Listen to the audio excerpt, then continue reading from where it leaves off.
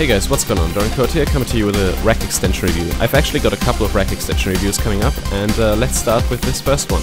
Today we're going to take a look at the Fnordine mastering multiband dynamics rack extension.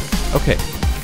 The song you just heard in the background was some unreleased breakbeat tune I wrote, and it's not processed at all. It's still very quiet, and it doesn't have any mastering on it at all. So let's try to explore Fnordine with this example track. Okay, let's take a look at the first section. First of all, we have three splitters. The first splitter, splitter 1, splits the signal into two signals, and then this signal is split into two more. So we end up with a total of 4 bands that we can process. Now let me just demonstrate that. We have bands 1, 2, 3, and 4, and if audio goes into the splitter 1, we have different splitting modes. I'll get to those in just a second. So let's just select 1 and play the track back. So as you can see, the track is now running through 2 bands, and those 2 bands don't have any dynamics processing applied to them at all. I'm merely demonstrating this. So if I solo the lower band, you can hear the low band and the high band. And we can change the splitting frequency, the frequency where the signals are divided. So let me just demonstrate that. If I set it up at 3000 Hertz, the lower band will have anything below 3000 Hertz, and the higher band anything above 3000. You can also turn this down to, let's say, 200. And now you have just everything under 200 with the lower band.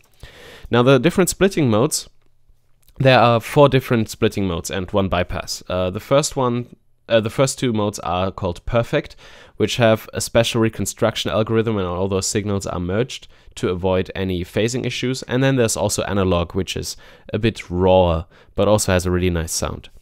Okay, so let's try dividing the signal into 4 different bands. So I'll leave this one at 600 and select the perfect 24, and then I'll split that at 150, and I'll split the upper signal at, let's say, 2000. Okay, now if we take a listen, there's still no dynamics processing applied at all. We can solo each individual band. The lowest one, second one, third one, and the fourth one.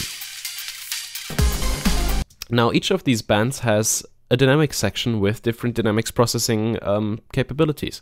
There's compression, a limiter, and also a gate, which is really nice because you have these possibilities for each individual band instead of just applying compression to the entire signal, for example. Okay, so let's start off with the compressor. So basically what we can do is activate the compressor, and then we have the basic compression controls: ratio, attack, release, and there's also a soft knee button. And well, let's try by compressing, or let's start off by compressing the low bands. So I know you're not supposed to use solo when mastering, especially with multiband, but I'm still going to activate the solo button just so that you can hear the effect more prominently. Also note that if you're on a laptop or something that doesn't have speakers with a big bass response, you're probably not going to hear what I'll be doing, so I do recommend listening with headphones or decent monitors. Okay, so as you can hear, we have the low end signal, and now I activated the compressor, and we can bring down the threshold for this compressor. Now the compressor doesn't do anything yet because we still have the ratio at 1:1, so let's start increasing the ratio.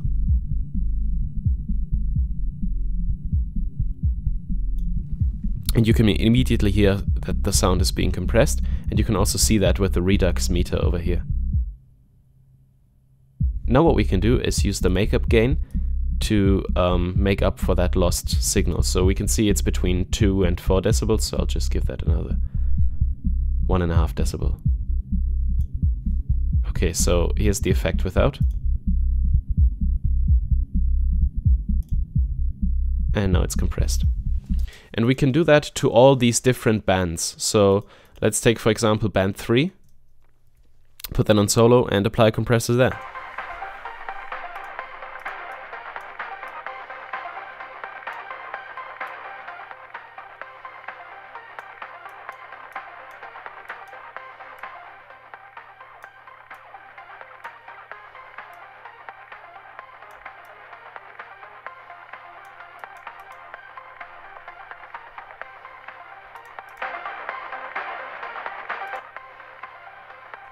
So yeah, quite audible, this effect.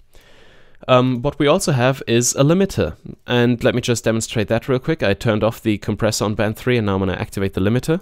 And compression and limiting are quite similar to each other. They just work a bit differently, but they have the same controls. So we also have a threshold and a ratio, attack and release. So let's try that.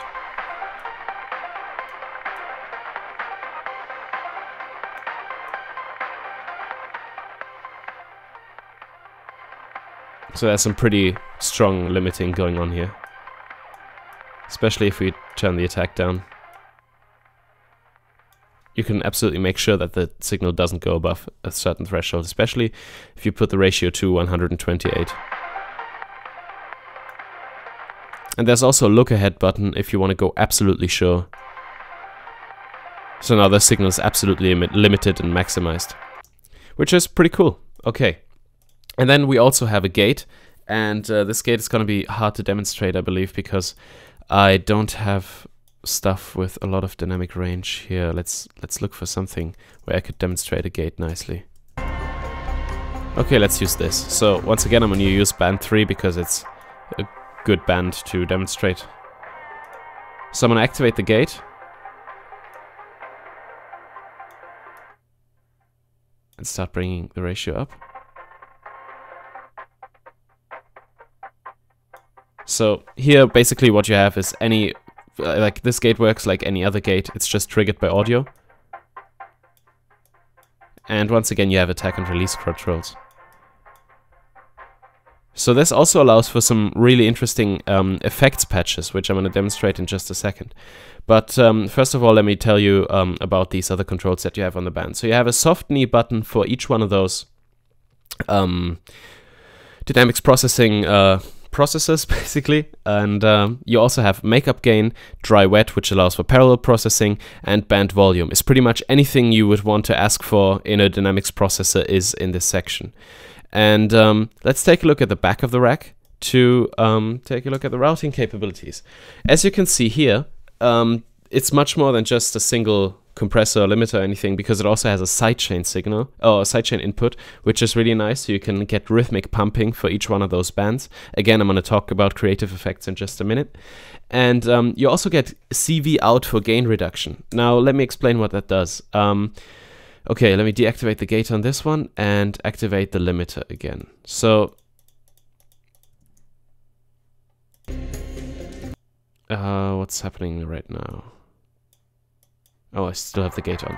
Okay, as you can see here, the redux meter that goes down between 4, 9, 15 decibels here, this can be converted to CV, I mean, and it can be used to modulate any other CV input, which is actually quite interesting, because you could hook that up to another dynamics processor within your mastering section and then make that depend on this gain reduction, which is very cool, I think, and it allows for a lot of creative and also audio engineering capabilities.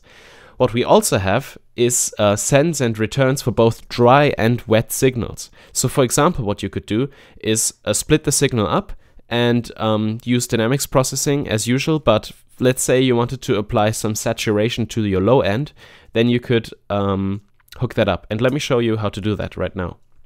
So what I'll do is, first of all, I'm going to deactivate the limiter on this, and then I'll just leave all this bypassed, all these dynamics processing units for now, because I just want to demonstrate this effects chain. So what I'll do is create a Scream 4, just for demonstration purposes. I'll hold down the shift button so that it doesn't get connected, and then we can connect the dry send to the Scream and connect that to the dry return. And now our low end is being routed through the Scream and then comes back and then goes into the dynamics processing, which is bypassed anyway. What you should do though, because these signal chains cause a tiny bit of delay, you should connect them all just so that you don't get any phasing issues. Okay, so now we have the signal split up. I'll deactivate the solo on this one and also bypass the Scream. And now it sounds just normal. But if I solo the low end and activate the Scream 4, it gets processed in the Scream unit.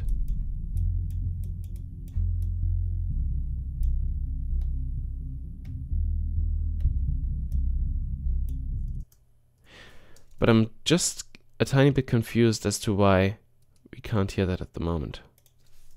So maybe let me try connecting the wet send and return. Okay, like this. I'm doing this a bit unprepared, as you can probably tell, but I'm just exploring this rec extension at the moment as well. Ah, there we go. Beautiful. Okay, so if I solo this again, there we go. Now we have some soft saturation, some tape saturation on the signal.